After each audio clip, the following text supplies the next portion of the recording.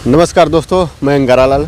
अभी आप लोग जानते हैं कि शहीद वीर अब्दुल हमीद, जिनका चर्चा देश के कोने कोने में है, और हम अपने आप को गौरवान्वित महसूस करते हैं कि हम उनके ज़िले से हैं। और आज बहुत दिनों के बाद ये सौभाग्य हुआ कि उनके पैतृक निवास, उनकी जन्म स्थली पर आज पहुँचे हुए हैं। और उनके जन्म स्थली वाला ये घर है, जो कि बहुत काफ़ी पुराना घर है।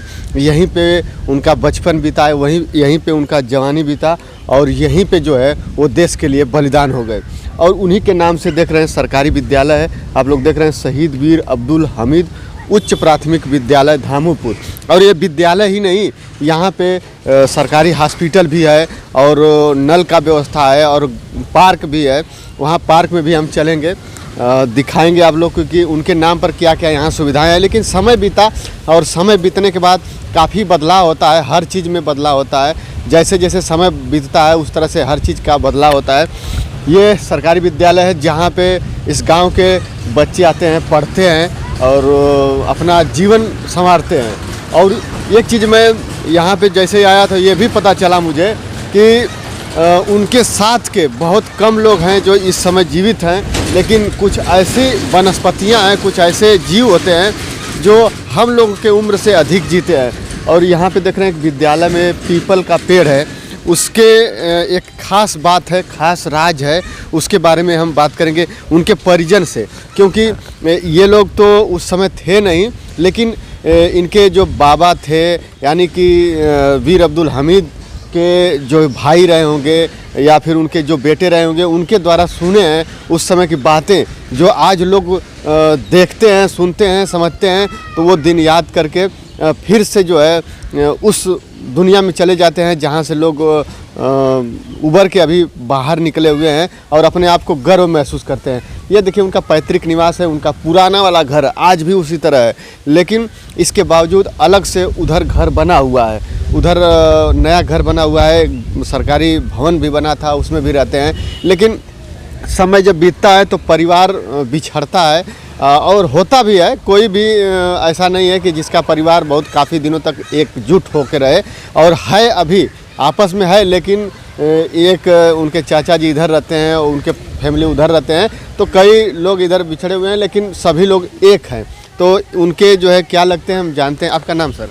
मेरा नाम अशफाक अहमद है। हम सबसे पहले जानेंगे कि आप जो है वीर अब्दुल हमीद जी के, शहीद वीर अब्दुल हमीद जी के क्या लगते हैं? मैं उनका भतीजा लगता हूँ, और मेरे पापा जो थे चचेरे उनके भाई थे। अच्छा, आपके पापा जी चचेरे भाई थे वीर अब्दुल हमीद जी के। तो आप क्या क्या यहाँ पे कुछ खास बातें, अभी पीपल की बातें? मैं यही बोल रहा हूँ, हम लोग सुने थे कि बचपन में इन्होंने उड़ते हुए चिड़िया, जो मरखौकिया बोला जाता है, इसको मतलब मारे थे रात के अंधेरे में उड़ते हुए। उनका जो निशाना था बहुत ही अचूक और अच्छा था। अच्छा, और क्या क्या उनके बारे में आप जानते हैं? मतलब ये है कि यहाँ पे एक बार बाढ़ भी आया था, तो उन्होंने बहुत लोगों की जान भी बचाया था। और पहलवानी, और उनका शरीर जो बहुत ही ठीक ठाक था, पहलवानी भी करते थे, बहुत ही सटीक निशानबाज भी थे, और शरीर हमेशा स्वस्थ रहता था, ठीक थे जी। देखिए, जिसके अंदर अगर सेवा की भावना रहती है दूसरों की ना, वो जरूर कुछ कर गुजरता है।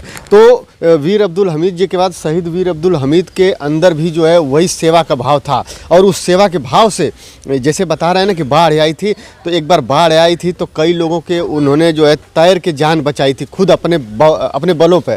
तो लोग काफ़ी सराहना किए, और काफ़ी पहलवान थे, मेहनती थे, अखाड़ा पर जाते थे। और उसी बदौलत जो है उनको ये भी एक दिन मौका आया कि अपनी मातृभूमि का सेवा करें। तो इसके वजह से जो है वो भर्ती हुए आर्मी में, और अपनी मातृभूमि का रक्षा करते करते देश के लिए बलिदान हो गए, जिनको पूरे देश के कोने कोने के हर आदमी जानता है। अगर आप कहीं देश के कोने में जाएंगे, एक बार खाली आप नाम ले लीजिए कि हम शहीद वीर अब्दुल हमीद जी को ज़िले से हैं, तो वो तुरंत जान जाएगा कि आप गाजीपुर ज़िले से हैं। इतना नाम बनाए अपने ज़िले का। लोग जो है खुद के लिए आज देख रहे हैं कि लड़ते हैं, लेकिन इन्होंने अपने देश के लिए दूसरे देश से लड़ा, दुश्मनों से लड़ा, और यहाँ तक कि उनके जो है कई टैंकों को उड़ा दिया, मार दिया, और जीत हासिल हुआ।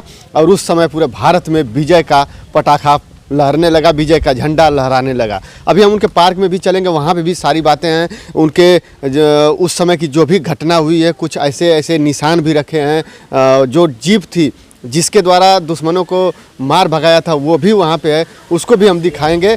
और वहाँ पे अभी कुछ हाल ही में जो है शहीद बिपिन रावत जो कि हेलीकॉप्टर हादसे में शहीद हो गए थे, वो भी इस जन्मस्थली भूमि पर उनके आए थे। इससे पहले 2017 में शहीद बिपिन रावत जी इसी जन्मभूमि पे आए थे, शहीद वीर अब्दुल हमीद जी के जन्मभूमि पे। तो यहाँ के क्षेत्र के लोगों को काफ़ी गर्व हुआ था, इसलिए कि एक सबसे बड़ा अधिकारी जो कि कर्नल कहा जाता है थल सेना के, वो इस जन्मभूमि पे इस ज़िले में आए थे। ये बहुत बड़ी बात होती है कि एक पूरे भारत का अधिकारी जो कि हर थल सेना का सबसे उच्च अधिकारी होता है, वो इस धरती पे अपना पांव रखा था और यहाँ के युवाओं के अंदर जोश जज्बा जुनून दिया था और यहाँ के युवाओं को पीठ थपथपाया था, कहा था कि गाजीपुर वीरों की धरती है और बहुत जल्द मैं आर्मी की भर्ती लेकर आऊँगा। और गाजीपुर एक ऐसी धरती है कि यहाँ पे युवाओं के अंदर जोश जज्बा कम नहीं होता है। जैसे ही अगर एक जवान यहाँ पे शहीद होता है तो उससे कई गुना ज़्यादा जो है जवान तैयारी में लग जाते हैं बॉर्डर पे जाने के लिए। कल ही शहीद हुए थे, उनका नाम था कन्हैया लाल यादव जी सर, गाजीपुर की धरती से ही। देखिए, हर महीने गाजीपुर ज़िले में एक जवान शहीद होता है और जैसे जैसे समय बीतता है, अब जैसे आज शहीद हुए जवान, तो जैसे समय बीतता है तो लोगों के अंदर थोड़ा सा मायूसी धीरे धीरे ढलती जाती है। लेकिन जैसे ही मालूम चलता है कि एक जवान यहाँ पे शहीद हो गया तो हर युवा ऑटोमेटिक तुरंत एक्टिव हो जाता है और उसी दिन से फिर से ग्राउंड पर दौड़ लगाना शुरू कर देता है कि हम कल आर्मी में भर्ती होंगे और अपने भाई का, अपने दोस्त का, अपने मित्र का बदला लेंगे और अपने मातृभूमि का, अपने भारत माता का सेवा करेंगे। तो ये उनका पैतृक निवास है जहाँ पे हम हैं। आप लोग पूरा प्रांगण देख सकते हैं। शहीद वीर अब्दुल हमीद जी का ये घर है और उनके ये लोग परिजन हैं, उनका परिवार है, काफ़ी लंबा चौड़ा है, काफ़ी समय बीत चुका है तो फैमिली बहुत काफ़ी लंबी हो चुकी है और विद्यालय भी है इधर सरकारी और गांव है। गांव का तो आप लोगों ने रास्ता देखा ही है और हम दिखाएंगे, पार्क को भी दिखाएंगे। गवर्नमेंट को चाहिए कि यहाँ की सारी व्यवस्थाएं करें। चलिए हम आपको अब पार्क में चल के हैं, वहाँ पे मिलते हैं। तो दोस्तों, इस वीडियो में इतना ही, फिर मिलते हैं अगली वीडियो में। तब तक के लिए धन्यवाद। जय हिंद, जय भारत।